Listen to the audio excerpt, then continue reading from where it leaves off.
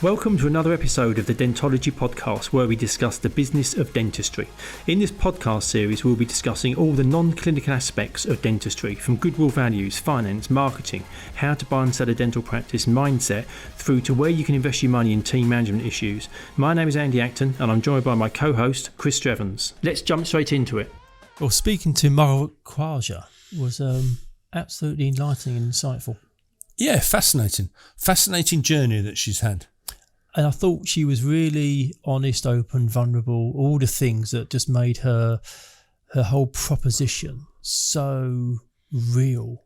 Genuine. And the congruence of authentic. It. Yeah. I think the guys listening will think they'll really relate to that, I think. Absolutely. And being a dentist, her insights in terms of the needs of the wider dental team, acknowledging the loneliness of working in practice and the stresses that go with it, and putting together tools to help people on an ongoing basis. Yeah, and I think the fact of by listening to her, hopefully people will feel that they can do something and act on something. Don't keep it hidden and keep it to yourself. Really. Yeah, absolutely. And that whole approach of it being a preventative, lifelong journey, as opposed to, an immediate fix quick for fix, something. Yeah, definitely. No, it was really good, really enjoyable. So welcome to our latest episode of Dentology, the Business of Dentistry podcast. And today we're joined by Mahrukh Khwaja. Mahrukh is a dentist, a positive psychologist, and also the CEO of Mind Ninja. Welcome, Mahrukh. How are you? I'm really good. Thank you so much for having me on. No, pleasure. Looking forward to it. Yeah, absolutely. Before we kind of get into the whole business side of things and where you've positioned yourself in dentistry, which is a fascinating space in itself, what was the beginning like for you? What were you like as a kid? How did you find yourself in the world of dentistry? Yeah, really great question. I was really creative as a kid. So I loved painting, drawing. I wanted to be a writer. That was my big passion. And I was really kind of interested in pursuing a creative career. And it got to me being 16 and I was thinking, how am I going to make a living? I'm not quite sure it's going to work out. Like, maybe I can still be creative, but do it on the side. And being Pakistani, I think, particularly in our culture, there are certain respectable careers. And I knew that I wanted to work with people. That was really important. My mum is a doctor.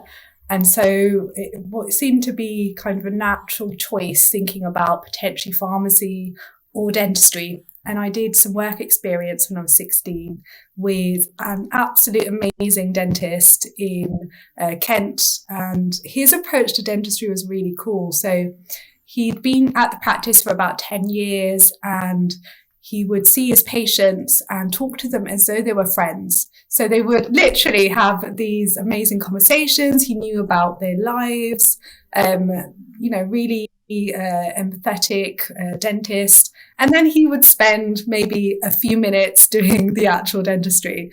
He was constantly overrunning, but literally like everyone loved him. And it really kind of fell into place that this is a great way of helping people, not just, with their teeth, but holistically, being part of the community and making a meaningful difference when it comes to things like self-esteem.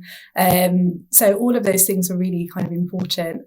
I started getting really interested in psychology around that time as well. So I think for me, it was important to have that profession that was integrated with people, and I was doing something of purpose and serving. And the creativity as well, I suppose, isn't it? Yeah, you can use that in dentistry. Yeah, absolutely. I didn't appreciate that in dental school, however. So it was more when I graduated and started exploring things like aesthetic dentistry, did I kind of explore that creative side within dentistry. And then obviously from that journey to Mind Ninja, thinking of creative ways of using my strengths and kind of going back to the stuff I loved to do when I was younger. So I use a lot of creativity within my teaching, within my coaching, making products. And so it's been so fun to bring that younger Mahrukh back into the fold. When did you start Mind Ninja? So I founded it in 2019. So it's only been actually a few years, and made, tremendous progress with it.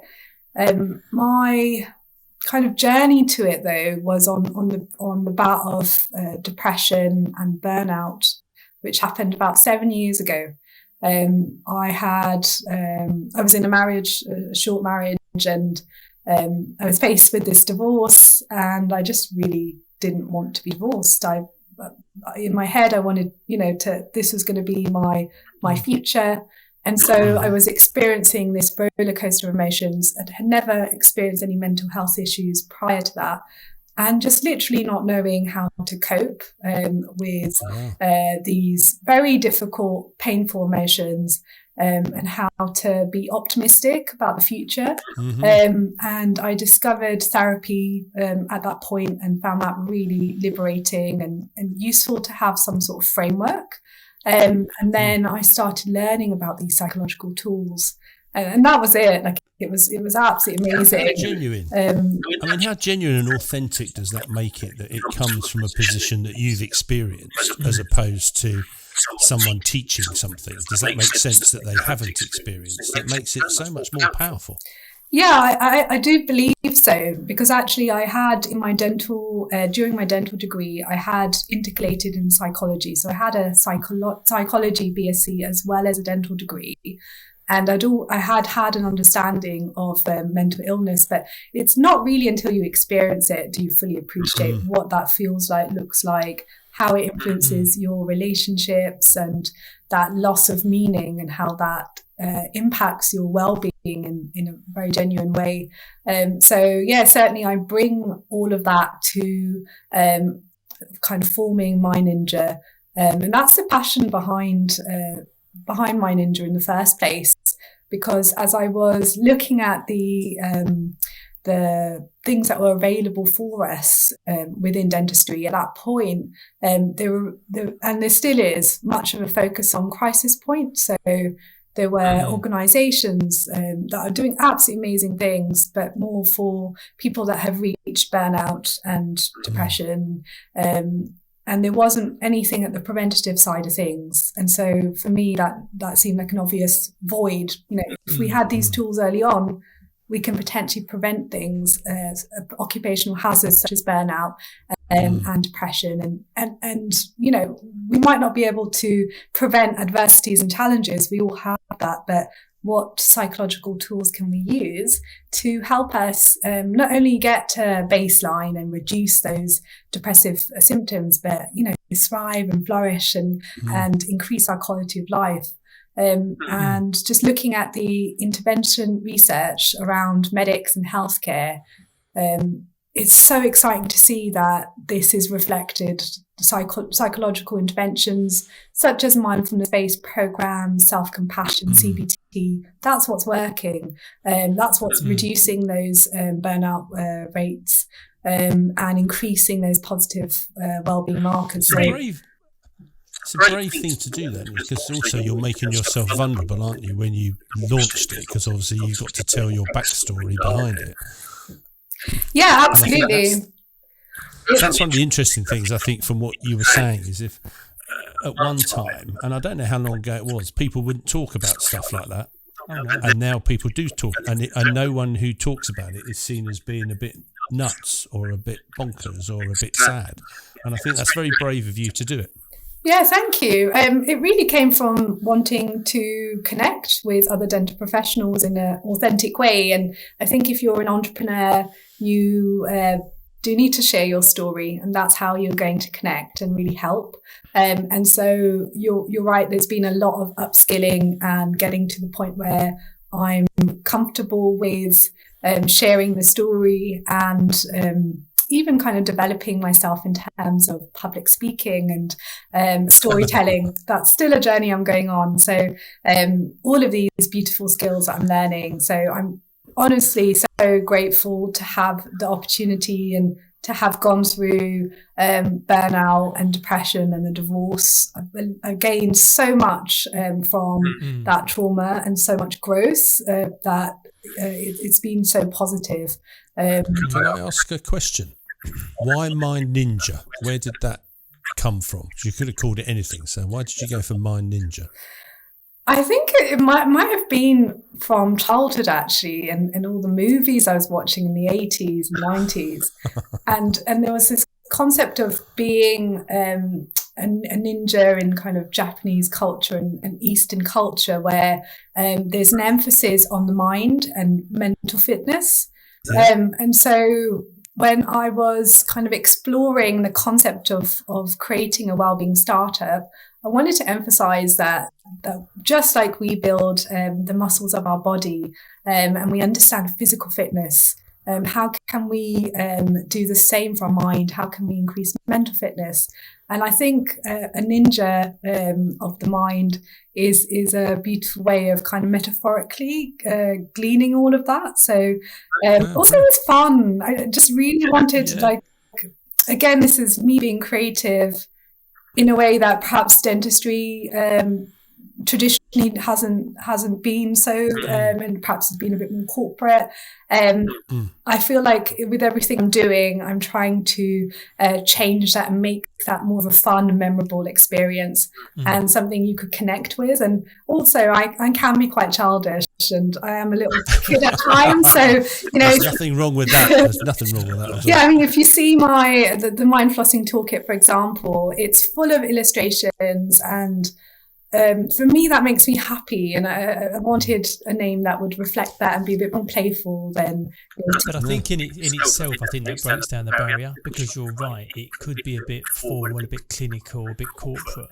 And one of the things that this topic doesn't need is any of those things. It has to be very accessible, very friendly, very informal. Genuine. So I think the name was. I think the Mind Flossing Toolkit is a master. I think I love the name of that. Did you know that there was a need for this service in dentistry, particularly, or was it more just that because that was the world you were in, it was a natural extension, or was there something you knew that was happening in dentistry that would really benefit from the services you had to offer? I think I saw a void, and it seemed obvious to me that this was what was missing, and this could help the mental health in general of dentistry. So for me, it was looking at what's working for medics, first of all, like what can I glean from the research, what are healthcare professionals doing, what are medics doing really well, and looking at that research. And then how can I marry the skills that I have, and how can I upskill as well? So I went to uni, and I trained as a positive psychologist. I completed my master's. I became an accredited mindfulness teacher, and then have this, and still do have this incredible faith that it's going to pan out, because initially it wasn't open arms and yes, I will take all your services, and it certainly hasn't been like that. So I would say actually I probably started before my Ninja, a year or two before. I founded Empowering Women in Dentistry, which was really based on me wanting to create community for women that look like me. I think representation really matters. And I wanted to connect with others. I felt like there was this sense of isolation and loneliness within the profession. And I also had a charity conference and wanted to bring well-being in a big way. So I kind of started off that way. And then I realized that actually from that journey, that it would be really nice to concentrate on mental well-being for all of us. And then also kind of launch My Ninja. So those were the kind of steps, but it was really realizing that there's a void, and people aren't talking about prevention, and it's not even in the curriculum. Learning about clinician psychology. We certainly learn about the psychology of patient behavior and how to help our patients make positive habits that stick, for example. So I had great teaching by Tim Newton at King's around this topic. But, it was realizing that actually if it's in the curriculum early, or if in postgraduate there are courses and conferences and, we do this in a very genuine, big way, we can make a big culture shift. But it didn't happen overnight. It's been consistent talking, and then just me putting myself out there, doing things for free. A lot of the time it was like that. I'd go to teams, dental practices, and just say, look, hour of your time, I want to talk about mindfulness, or I want to show you how you can use CBT to help with your thoughts.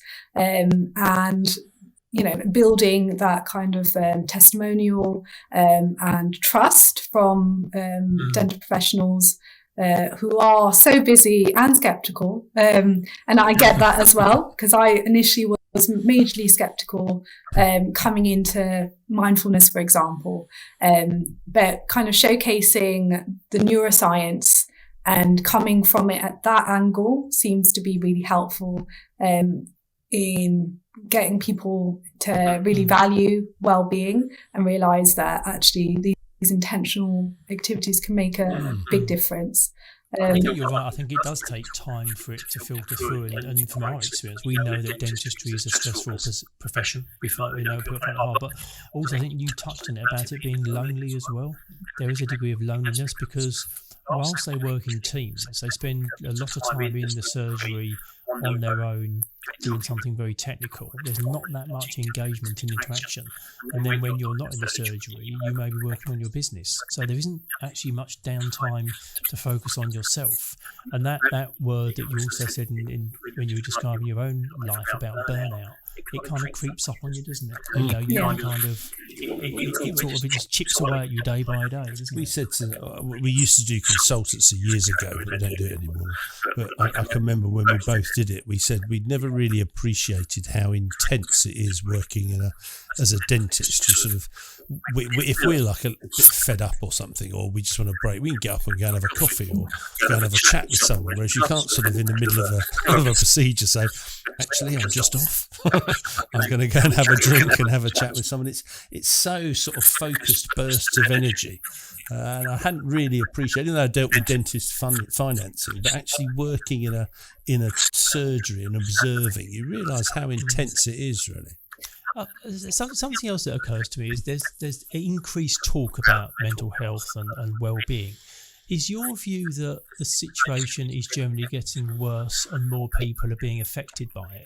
Or is it that it's being talked about more, so it's now more okay to talk about how we feel? Has there been a significant change over the years? Or is it more just people now more willing to talk about it, but it was there 20, 30, 40 years ago, but just not dealt with? I think to a certain degree, when you look at the research and the kind of stats on burnout, pre-pandemic, so that was most of the research. I haven't really read any recent stuff post-pandemic, but it did look like the rates of mental illness were increasing. And I think it is partly because we are talking about it more. People are perhaps going to seek services more. People are a bit more open about it. So I think it is all of that. I think people are more open to really wanting a different life. It used to be a different culture, perhaps 20 years ago. You'd be expected to work very long hours, work on weekends, and that was the way you'd get forward. And I think the new generation are a lot more questioning of that ideal, that isn't what happy looks like to them. They want a meaningful life, a work-life balance or harmony, I would say, and they don't want to work themselves to the ground. They won't accept burnout as a badge of honor. Whereas perhaps the culture, 20 years ago was, I'm going to work a lot because I'm young and I should be working and doing all these extra shifts. And that's how I'm going to improve and get better. I think now there's a real question whether that's sustainable, and whether that should be what success is anyway. And so I welcome that kind of change in attitude, because it certainly isn't sustainable. If you think of the pandemic stresses, the additional pandemic stresses, that's kind of added to the plate. I think it's really positive that we are thinking about our well-being and prioritizing it in a way that we weren't before. Maybe it was, we'll get everything done, and that's our me time, and our kind of psychological health will be dealt with once we've done all the other bits. And I think there has been a general questioning of that, particularly in the West, in Western societies. Which is crazy, isn't it? To neglect yourself over and above so many other things, and then I'll look after myself when I've got some time. Yeah, it's a weird concept, isn't it? Yeah, definitely. I think it's crazy, and I certainly would fall under that trap as well myself, and that's part of the road to burnout as well. But also just not knowing what psychological tools I could do to prevent certain things as well, so the occupational hazards. So I think once you've tooled up with those aspects, and you know how to look after yourself mentally, that's absolutely massive when it comes to building resilience and that quality of life and optimism and happiness levels. And so, just asking kind of check-in questions and the right questions about what you're going to take on, having boundaries, perhaps not doing absolutely everything on your day on your to-do list, maybe just focusing on a few things, and then having space, making space for your well-being. And again, that's a journey for me as well. Everything I'm teaching, I'm trying to implement and integrate in my own life. I've got a lot of goals. I could work like a robot and just work, because I love what I'm doing with my Ninja, and I'm using my strengths, but that isn't sustainable. So yeah. And you were saying about you involved in the creation of the Empowering Women in Dentistry. As a profession, dentistry lends itself very well to women working in the profession. And in my experience, some of the best dentists I've seen in terms of particularly their soft skills tend to be women. Does mental health discriminate based on sex? Are men affected by it more than women? Doesn't it work like that? I haven't actually, there isn't any stats on this in dentistry. And my feeling is that it impacts both men and women. I think with men, the difficulty might be sharing about their mental health, whereas with women, not all women, but it might be easier for us to talk to each other and connect. And we've got that sense of sharing about our emotions and thoughts. So I think there is that kind of barrier that perhaps men might have. But yeah, certainly I think I do believe it impacts all of us. And I think the key thing to remember is that we're all on a continuum. So it doesn't matter who you are, you're somewhere on that continuum, and that's based on your genetics. And we also know that protective factors and risk factors means that we shift up and down that continuum. And then obviously what life throws at us, are you going through a difficult time at work? Have you got a patient complaint? Are you grieving at this point, etc.? All of those things mean that you'll shift up and down that. So I think it's key to remember that it doesn't matter who you are, what sex, gender, ethnicity, because I'm sure culture also does impact this actually. So culture, we're all impacted by all of these variables. So it's just really thinking about how we can boost those protective factors, because that's what we've got control over. We can't control our genes, and we certainly can't control what life throws at us at times. So the work I'm doing with my Ninja is hopefully to help boost your protective factors and help you shift towards that positive mental health. And just on My Ninja, how do people access that? What are the sort of services available through My Ninja to dentists? So I coach one-to-one, and we focus on specific wellbeing concerns. I also do team training, so I can come to your practice and train for half the day or the full day. I work with organisations mostly currently, and I deliver either webinars or wellbeing workshops or programs. For example, we're doing a mindfulness program in May currently. And then last year, we had a couple of rounds of a positive psychology program. And that's literally getting a bunch of people together, dental professionals, and really helping them integrate wellbeing in a meaningful way over that month. And I also speak at events, so conferences, podcasts. I've got the wellbeing toolkit, mind flossing, as well, so you can purchase that via the shop. There's lots of ways that I can help. I'm really keen to customizing. So if there is a practice or an organization that's interested in something unique, I'm very keen to help. There's lots of ways that we can really help integrate well-being and create this positive culture within your team. So do you still deliver any dentistry at all, or have you Yes. hung the hand pieces up? No, I do. I'm a dentist for 3 days, and then every other second is my ninja. So I'm juggling both. When you're looking after yourself. I am actually. Honestly, like I've never been happier. This brings me so much meaning, and like I said, I'm really mindful of what I'm teaching about work-life harmony, and making sure that my goals align with my values.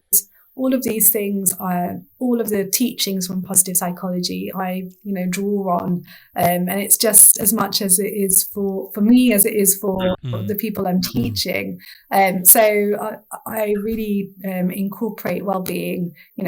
Part of my morning routine is going for a walk in nature every day, and it's made a massive impact when it comes to boosting my levels of like engagement and flow. And so I would say I've never been happier. And I think I believe it's because I'm really helping to serve people, and I've got a big sense of meaning, which I didn't have before. That was kind of missing. And I also believe that my dentistry is better as a result of it. Because I can now search for meaning in my interactions with patients in a way I wasn't. I can search for gratitude at work, or I can create these high quality connections and positive relationships in a way that I wasn't prioritizing before, because well-being wasn't high up there, and it is now. So I think it's interesting thinking back to what you're saying when you did work experience as a 16-year-old with that chap down in Kent. You've almost come full circle, and you've become that person in that you're having those connections. And I don't know if you run late or not, but you're having those conversations. It's the adage, as long as you charge for those conversations, it's fine. Yeah. But I mean, those conversations are so key though, because they get me through my day. It's not the physical act of dentistry that's so exciting for me. I think it's more those connections with people, and the privilege that we have to talk to people every day and really help them is absolutely amazing. And I've had conversations you wouldn't have thought you'd have them in dentistry, but like patients have opened up about traumatic events, or I've been able to connect with them because of my divorce or my burnout or whatever it is. And it's those moments where I'm thinking, wow, like, yes, I did a bit of dentistry, but the big thing was we connected, and I know they're happier as a result, and I'm so happy as a result. And I think that's really, really meaningful. That relationship thing is so important, isn't it? We sort of say, business is about relationship. If you have a relationship and it works, then the money comes later. Yeah. So it's that thing. It's it sounds like you've people. Absolutely found your passion and purpose, and in there's a risk as well, because when you are so passionate about something that means so much to you, you just want to do it all the time. It becomes obsessive, and I guess there's danger in there, isn't there? Because you kind of don't take those rests and those breaks. Just because you love it so much, it doesn't feel like work. Yeah. But it is still a form of work. And later on this year, you've got a book coming out as well, Resilience and Wellbeing for Dental Professionals. What can we expect from that? Is that going to be kind of an amalgamation of all the things that we've talked about today? Yeah, absolutely. Definitely. It's something totally different.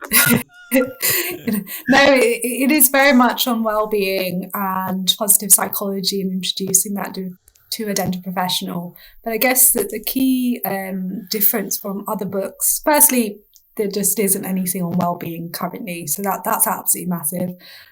Secondly, it's kind of breaking down psychology in a way that we can really relate to it as a dental professional. Lots of well-being worksheets, so you can integrate well-being in a practical sense, and I think that was like really exciting to bring. Well-being trackers, so scales that you can use so you can monitor your well-being. There's a burnout gauge, so you can work out whether you're experiencing burnout in the first place. A lot of us don't know that we are going through burnout until very, very late. Do you actually know you're burning out? Yeah. Or do you just extinguish? Yeah.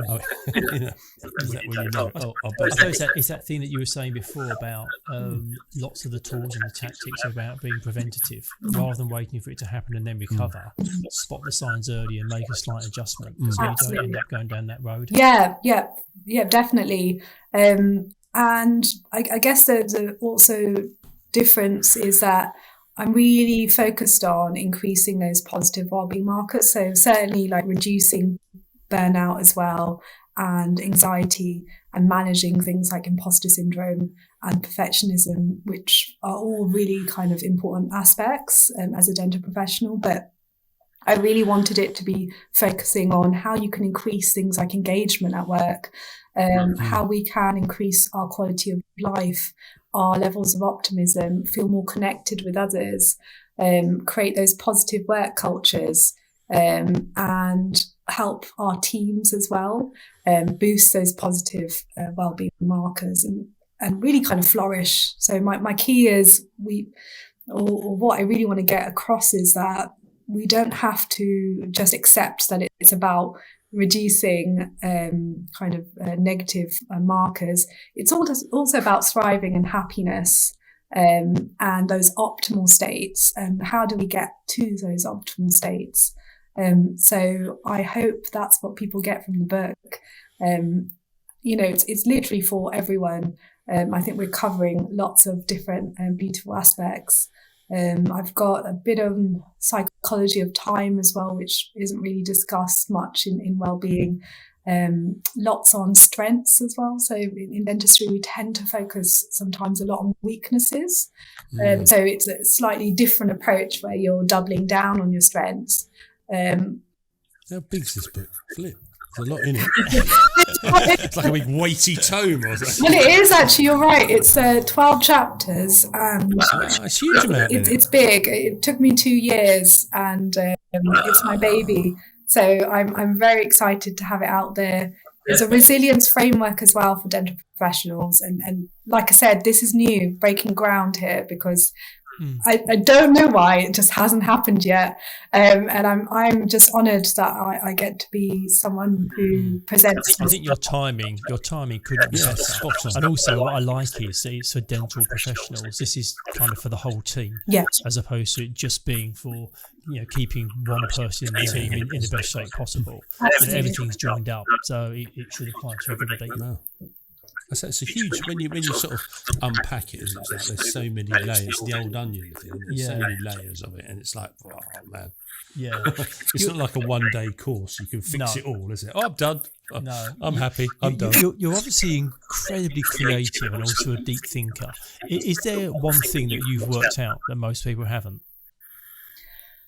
I don't know I don't think I'm the only one who's worked this out. I think there's lots of people like me, so I'm definitely not going to take the credit for this, but I think it's magical when you realize that you can make a big difference to your life by taking intentional steps forward and doing well-being activities and really doing this intentionally can increase your happiness.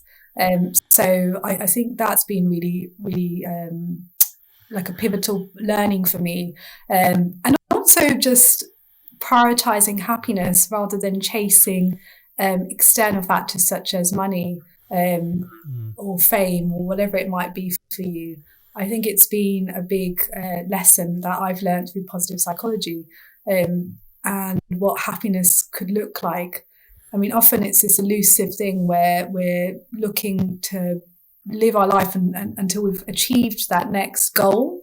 And so it's been really lovely to learn more about the science of happiness and just apply always that. chasing something instead of enjoying the moment. Exactly. To move on to the next thing. Yes, yeah. So just being more mindful, present, and also just realizing that happiness, it can be about getting this heightened pleasure, but also this happiness in serving others and having meaning.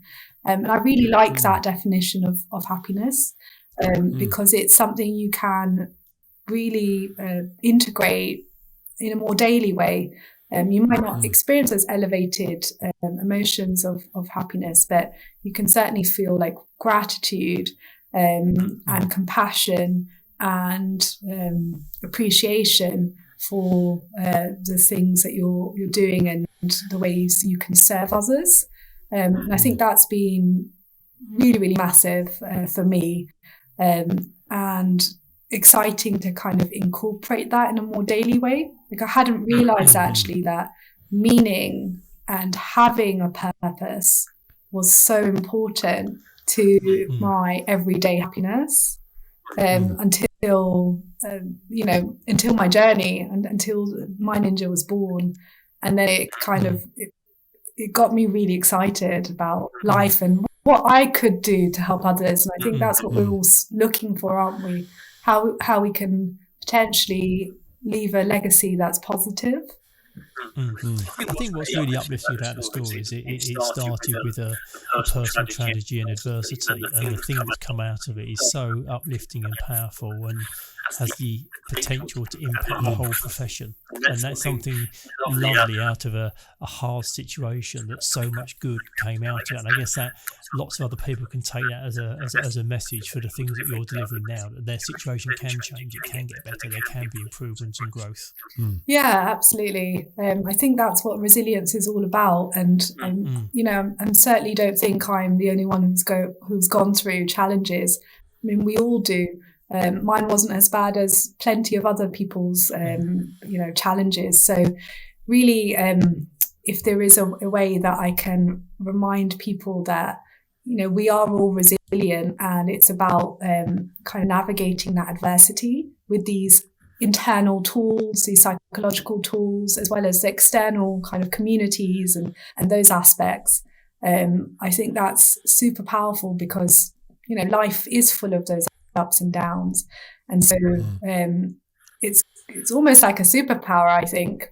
Once we know how to manage those emotions intelligently, then we're just more likely to sit with those difficult emotions. But kind of beyond that, we can harness positive emotions and, thrive and flourish. So I think, I'm excited to see this resilience training and mindfulness, etc., with children. I don't know if you've noticed, you go into Waterstones and there's so much literature now for kids. So there is a culture change. It's happening. It's going to be, I think, the future, 10 years, 20 years from now, be in those curriculums. Yeah. Teaching children to tap in school, stuff like that. Tapping. Yeah, tapping. It's like pressure points and stuff like that. So it's quite interesting, yeah. My daughter does this stuff. It's fascinating. The mindfulness, Amazing. in primary school to stop them getting stressed and all that sort of stuff. It's fascinating. Exactly. I think those tools are really powerful. You learn them early on, and we can prevent all sorts of things. And we're just better prepared for life. So yeah, I'm excited to see that. Oh, I think it's brilliant. We really appreciate your time. It's a very different side. Book.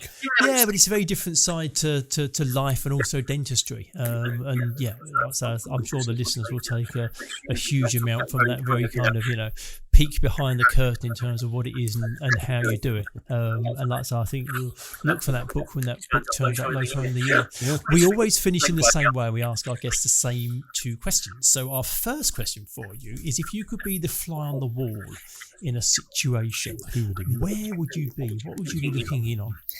I think this is a wonderful question, and there's so many Is it going to be deep or thin? There's so many different points I could have chosen, but I think I'm going to go with the Big Bang.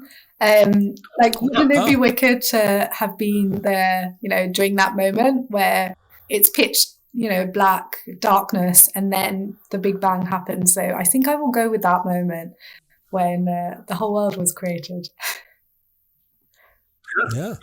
Okay. Yeah. That's a good one. So we'd get a definitive answer to the many questions. In the middle or at the end? No, that's a great answer. And then our last question is, if you could meet anybody, who would you like to meet? Living or dead, fact or fiction? So I was thinking it's so hard to narrow it down to, does it have to be one person or can it be a selection of people? It has to be one. No, that's not the game. I'll tell you what, go on. You've been so pleasant. We'll let you have a selection just this one time. It's the New Zealand rugby team.